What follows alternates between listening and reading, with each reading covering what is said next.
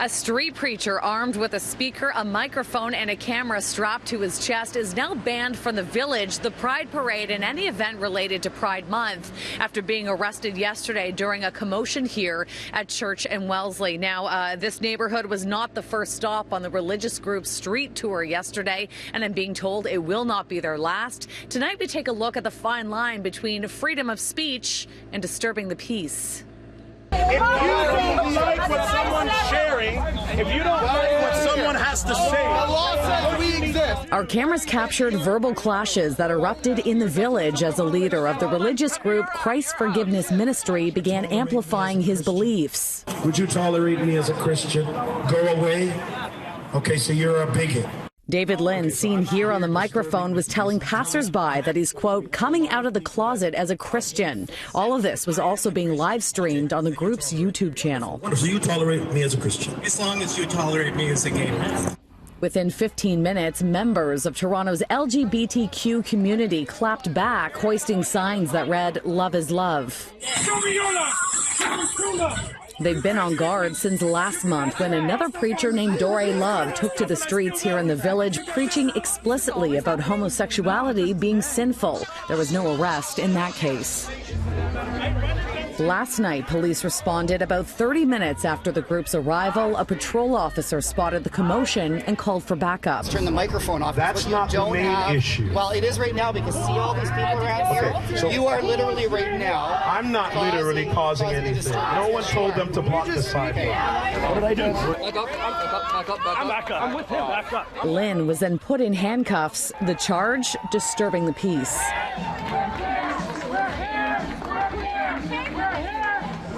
We don't have enough evidence currently to charge him with anything that relates to hate speech or hate crime. However, we would like more videos to come in from the community that shows what he was talking about. Yeah, but you're pushing religion into people's faces. The Village was not the first stop on the group's itinerary. Hours before the arrest, in another video posted to their YouTube channel, Lynn hit the streets in Kensington Market. You are impinging upon the freedom and the ease of the people here. Police were also called to the scene to help keep the peace. If people were out here talking about Santa Claus, you wouldn't have a problem. Outside the courthouse today, here's what Lynn had to say about his arrest. I shouldn't be in this position. I didn't do anything illegal. We're on a part of a Toronto tour where we're going all over Toronto for the next 7 days and sharing the gospel to everybody. Now, if you've ever been by the Eaton Centre, you've likely seen this group before. They're set up 7 days a week right at the corner of Yonge and Dundas. Now, we don't know what neighborhoods are on their agenda, but Lynn does tell City News that they plan on taking their message to all of Toronto's 25 wards. I'm kind of shocked at how little response there has been from the church. I even phoned one of the local churches the other day, and they, the pastor just told me he didn't want to speak to me. This is Josh Alexander, a grade 11 student in Ontario, Canada. On February the 6th, he was arrested and charged with trespassing on school grounds. At the root of this escalation is Josh's opinion, and more appropriately, his religious belief, that humans are only male or female, that sex is not changeable, and that those born male should not use the girls' washroom. Josh expressed this belief back in November 2022 during an open classroom discussion in which students were encouraged to share their opinions on the topics of gender dysphoria and bathroom use. Speaking to a reporter, he said, quote, "Some of the class discussions we had were completely inappropriate. I would actually be rebuked for calling them out on it." In a separate interview, Josh details how things unfolded. Female students addressed me about this, and they complained and said that there's male students that are using male washrooms. And I took it to the administrators after having quite a heated class debate about it, where both staff and students were kind of shouting me down. So I took it to the administrative level, and they told me that my concerns wouldn't be legitimized until I brought in a female student who expressed the same ones. So I actually found a female student that was brave enough to speak out, even under all that pressure, and she came with me to the office. However, they still refused to take any action. So I decided to edit a video, put out a poster, and stage another walkout. Thereafter, on November the 25th, he spoke at a student-led rally, calling for the principal to acknowledge the girls' concerns and keep males out of female bathrooms. Have a listen. This rally is about keeping males out of female washrooms. That is a perverted idea and it needs to end. Unfortunately, it's happening inside those doors right now. Female students have complained about this. The school refuses to take action. I have decided to take action. Thank you all for joining me. I know there's a lot of misinformation posted online that this was the anti-trans rally. That's not the case. We just simply want male students removed from the female washrooms. In response, Josh was promptly suspended and not permitted to return since, according to the school leadership, his continued attendance would be detrimental to the physical and mental well-being of transgender students. However, the real reason is that the school does not want to deal with a human rights lawsuit. In advance of the rally, the school posted a statement reassuring parents that their policies adhere to the Ontario Human Rights Code. On the topic of washroom use, the Ontario Human Rights Commission outlines in Section 13.4.1 that such facilities can be restricted to persons of the same sex for the sake of public decency. But this raises an important question. What happens when the majority of the public normalizes indecent behavior and sexual confusion? Well, the Commission's position is stated in the same section, quote, "Trans people have the right to access these facilities based on their lived gender identity. A trans person who identifies and lives as a woman should have access to the women's washrooms and change rooms," end quote. As shocking as this is, there is a bigger elephant in the room. Josh goes to St. Joseph's, a Catholic high school. If we go to the Catholic Church's official webpage, Vatican.va, we come across a document called the Catechism of the Catholic Church. The aim of this catechism is to present the fundamental contents of Catholic doctrine as regards both faith and morals. In Article 6, Section 1, which is titled, "Male and Female He Created Them," in line 2334, it states, "In creating male and female, God gives man and woman an equal personal dignity." The following line adds, "Each of the two sexes is an image of the power and tenderness of God, with equal dignity though in a different way." However, when Josh expressed this Catholic belief, the Catholic school decided to banish him, rather than uphold a fundamental doctrine of Catholicism. Considering that it is also illegal to discriminate against a person based on his religious beliefs, the Catholic school essentially chose a side contrary to its name. It trampled upon Catholic doctrine and Josh's right to freely express his religion in order to defend the right of washroom selection. You'd think the Catholic diocese would be all over this, but in reality, their silence is deafening. If I was a member of the Catholic Church, I'd be completely embarrassed by the actions of the school now that they're claiming they're Catholic. And it's kind of disappointing to see the lack of response from the local Catholic Church. If you enjoyed this content, be sure to subscribe and visit our channel for more videos on The Second Perspective. I can be arrested if you want. His name is Preacher Alu. He's a London street preacher who was arrested last Saturday for breach of the peace and Islamophobia. Phone video of his arrest was spread worldwide on social media. The woman who shot the video, Ambrosine Chitrit, spoke to CBN News in this exclusive interview.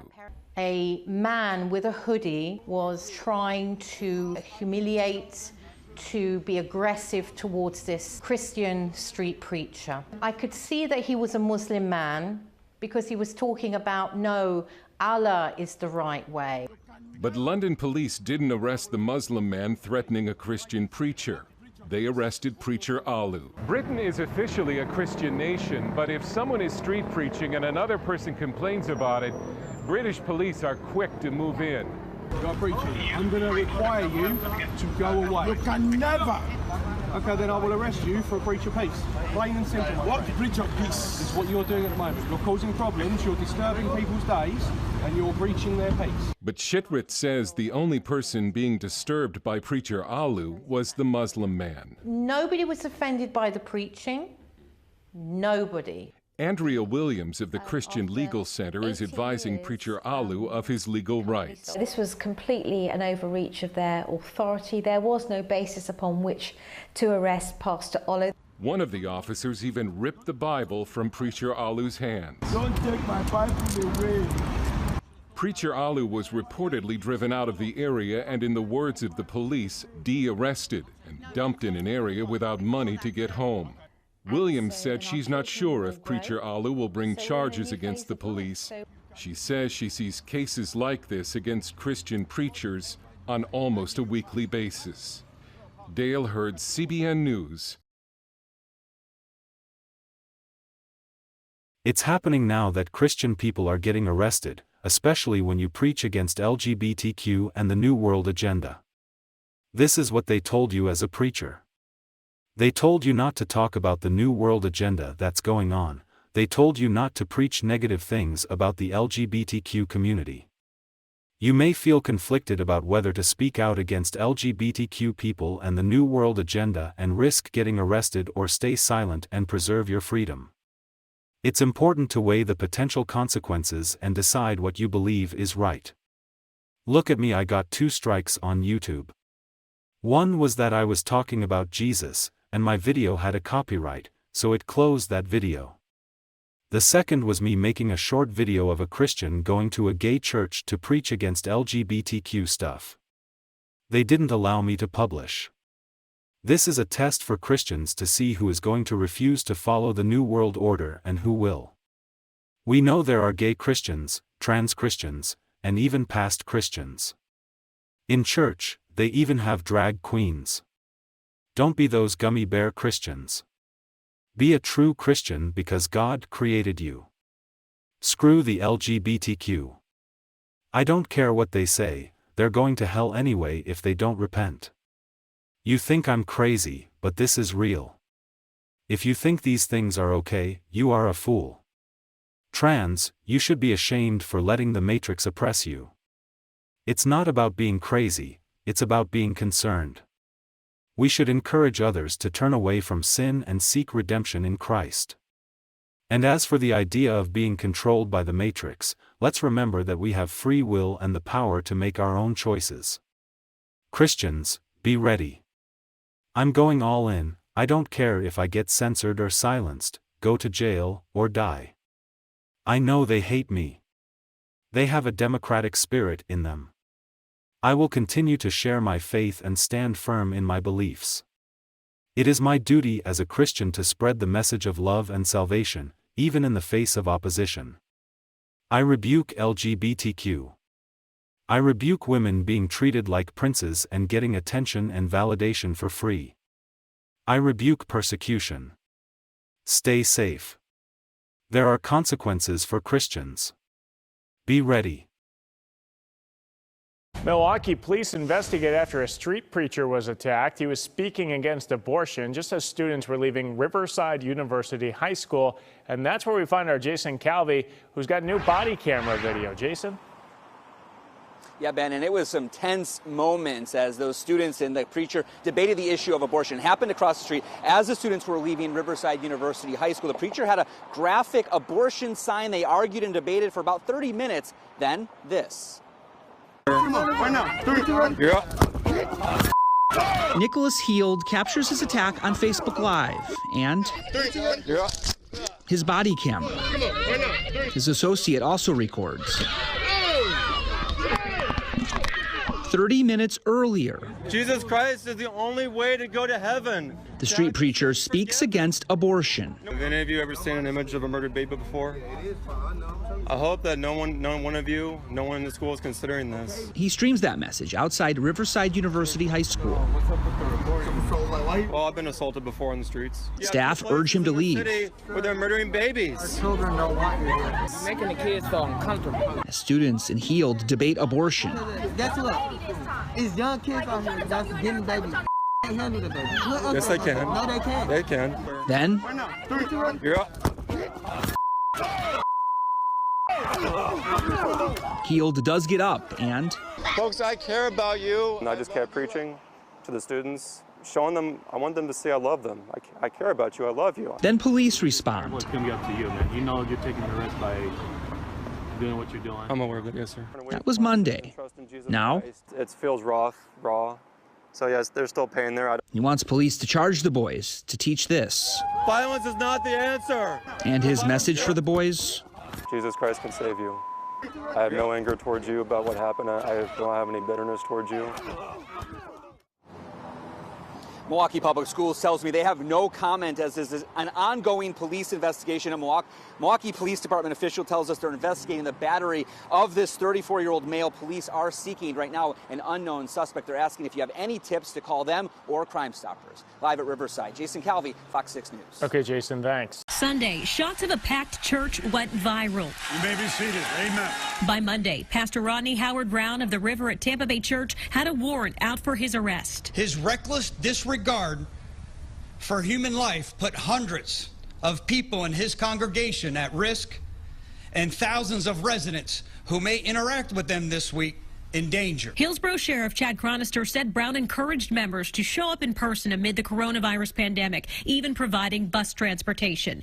Brown turned himself in on charges of unlawful assembly and violating public health emergency rules of isolation and quarantine. This church has a concern not only for the physical well-being of its participants in the community, but also the spiritual well-being. Liberty Counsel, now representing the pastor, maintains the church had hand sanitizer available. 6-foot separations on the floor for family groups and staff wearing gloves. They bought $100,000 worth of hospital-grade equipment that they have established throughout the church that kills microbes, including those in the family of the coronavirus. Attorney Matthew Staber calls the arrest discriminatory and unconstitutional. You cannot look at this situation and say that it's being evenly enforced across the board. Texas-based First Liberty Institute, which defends religious freedom, sees gathering restrictions in a different light. This is a hard adjustment for people to make, but I think we have to make that adjustment. The state has to have a compelling justification, a compelling reason to say we're going to ask people of a certain size of gathering to stop meeting for a period of time temporarily. They're encouraging religious leaders to continue serving, just online, in small groups or drive-through type events. Let's figure out the best way we can go and work together to preserve religious liberty on the one side, but also maintain the public health on the other side of things. Those two can work together. Haley Hines, Fox 13 News. All right, Haley, thanks. So where exactly does the Constitution stand on when we have restrictions for gatherings, especially when you have a religious one? Well, check this out today. We spoke with William LaMarshall. He is actually a professor of law at the University of North Carolina. He's an expert in constitutional law, and he told Fox 13 today that if there's a dangerous epidemic that actually is putting communities at risk, there are, in fact, legitimate government reasons to restrict what otherwise would be constitutionally permissible.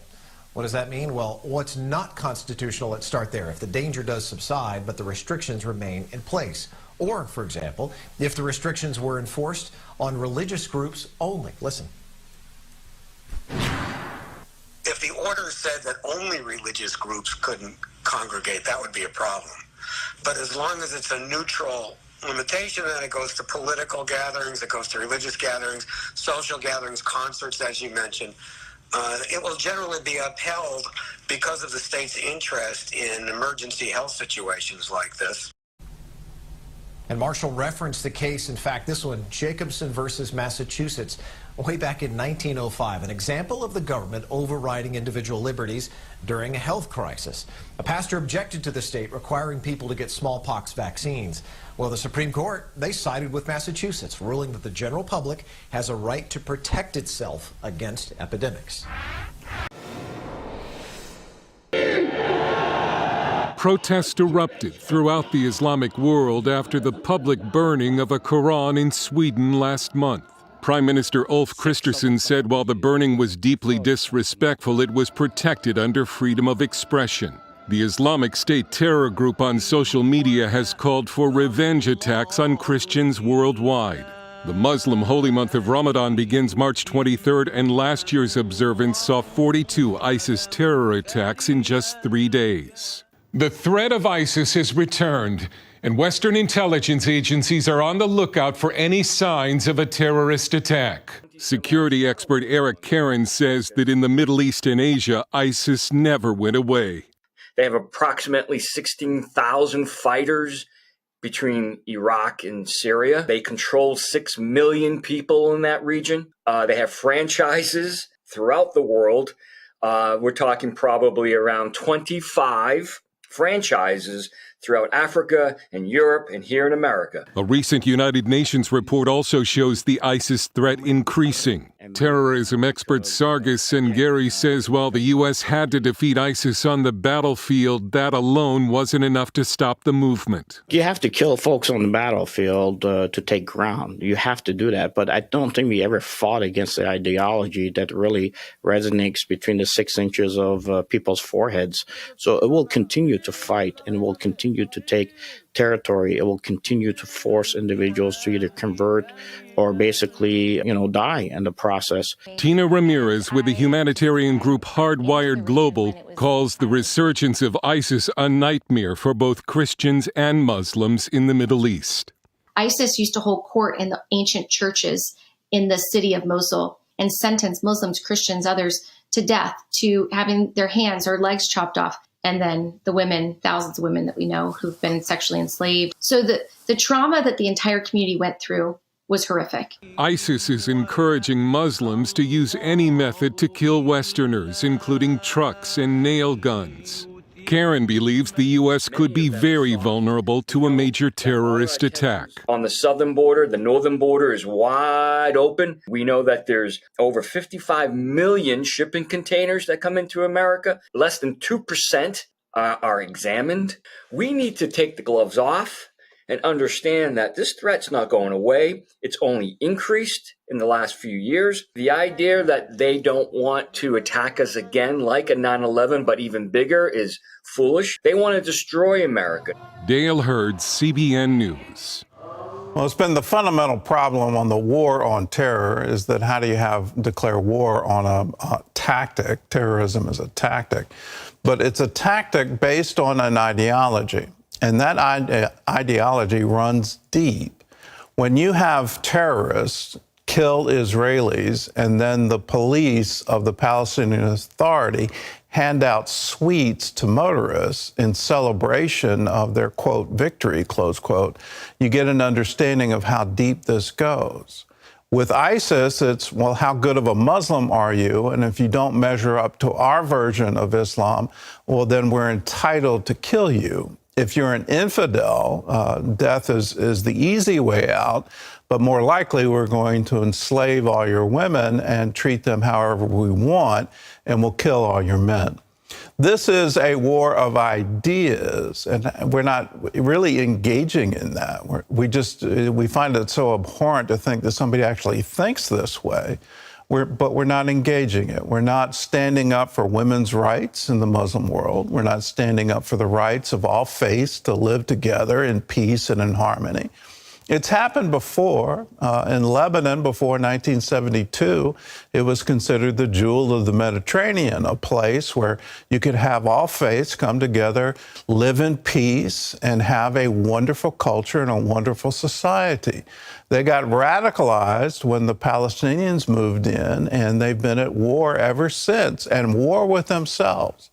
How do we bring peace? Well, it's the Prince of Peace we need to bring. We need to preach that this is the much better way to live, and let's show that in everything that we